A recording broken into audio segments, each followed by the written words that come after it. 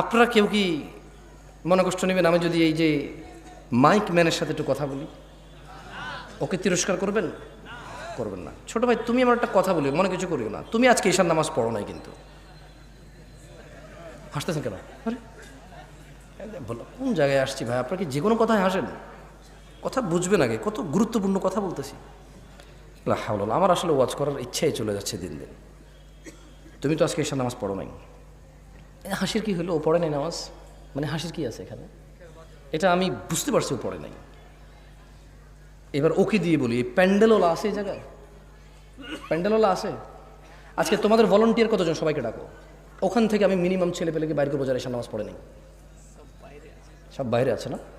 ঠিক আছে, আমি চলে গেলাম। ইনশাল্লাহ ওয়াজ শেষ করে তোমরা কালকে বিচার করিও তোমাদের ভলান্টিয়ারদের মধ্যে কত ছেলে ইভেন নামাজ পড়ে না ঈশার, কিন্তু ওরা ওয়াজ করাচ্ছে আমাকে কত দূর থেকে নিয়ে আসা। ওদের কথা হচ্ছে সারা বাংলাদেশের, সারা শিবগঞ্জকে হিদায়ত করে দেবে। তাহলে কোনো মানুষ আর খারাপ করবে না, সব খারাপ আমাদের। কারণ হুজুর নিয়ে আসছে দূর থেকে, সব মানুষের হিদায়ত করে দেবে, কেউ আর অন্যায় করবে না। তাহলে একমাত্র অন্যায় করার বাকি কে থাকি? আমরা আমরা আয়োজন করে হুজুর নিয়ে এসে সবাইকে ফু দিয়ে হেদায়ত করে দেব। ফু দিয়ে হেদায়ত হয় না? ফু দিলে হেদায়ত হয়? হেদায়ত কে দেয়? চাইতে হয় কিনা? কারা চায়? যারা জান্নাতের আশা করে, যারা জাহান্নামের ভয় পায়। একটা মাইকম্যান এই শীতকালের সিজনে এমন কোনো দিন নেই যেদিন সে ওয়াজ শোনে না।